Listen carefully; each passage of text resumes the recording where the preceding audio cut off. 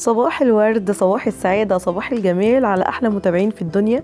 ازيكم؟ عاملين ايه؟ فيديو جديد النهاردة بإذن الله. هنعمل تنظيمات للكوفي كورنر بأفكار سهلة وبسيطة.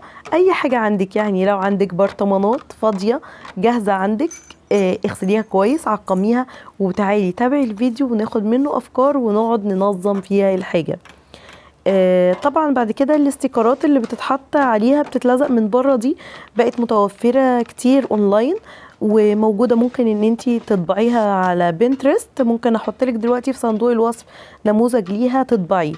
بعد كده هترصي الكوبايات بشكل شيك وانيق، والعلاقات دي او المنظمات دي موجوده دلوقتي كتير قوي على سوق وعلى عند علي بابا ونون، موجودين بكثره. دي اعتمدت على المغناطيس، لزقت ارفف وبدات ان هي لزقتهم على التلاجة، وبدات تحط في الفراغ اللي ما بينهم الحاجات اللي هي بتاعت اللي بنستخدمها في الكوفي كورنر. وده منظم كبير بيتباع دلوقتي، اللي هو بيتعمل ما بين الألمونتال وبعضه، بتحط عليه برضو بقية الكوفي كورنر، وبيطلع بالشكل الجميل الأنيق وبسيط جدا من غير أي حاجة. بعد كده هتبدأ تنظم الحاجات اللي فوق الكوفي كورنر، اللي هي الكوبايات أو الحاجات اللي هتحتاجها تستخدمها، سواء بقى مجات، كوبايات كبيرة، كاسات، أي حاجة.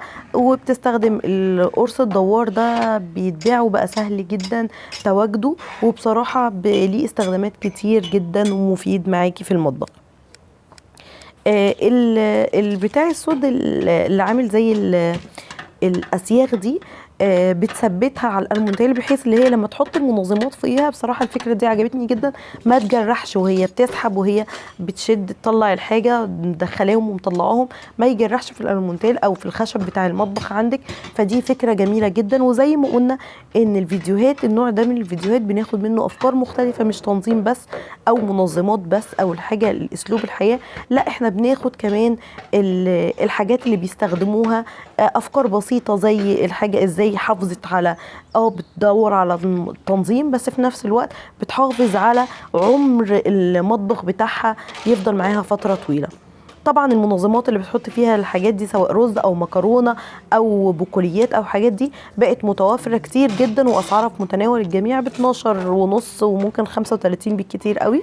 الطبعه دي طبعا موجوده عندهم، لكن احنا بصراحه انا ما صادفتش ان انا لقيتها، ولكن زي ما قلت لكم هسيب لكم في صندوق الوصف نموذج للحاجات دي. النموذج الورقه ممكن تطبعوه من اي مكتبه وتلزقوها عادي على المنظمات. طبعا الافكار دي لاي عروسه تاخد منها فكره جميله، ازاي تخلي مطبخك شيك وانيق ومنظم ومرتب. بيسهل عليكي كتير، سهل وقت، بيسهل جهد، بيخلي في نظافه، بيخليكي عندك نفس للشغل. كمان مش هننسى نفسينا، مش بس العرايس اللي هتستفاد، انت كمان لو عندك اطفال او بتشتغلي، المنظمات دي هتسهل عليكي كتير. مجرد تنظيم المطبخ هيديكي كده طاقه، انا داخله عارفه الحاجه فين. فيلا بقى كده نقول يلا نشاط، قومي بسرعه، شدي الحيل وارمي الكسل بعيد، قومي من القوقعه اللي انت فيها، ابدأي نظمي ورتبي ورصي واطلعي بالشكل الجميل قوي ده.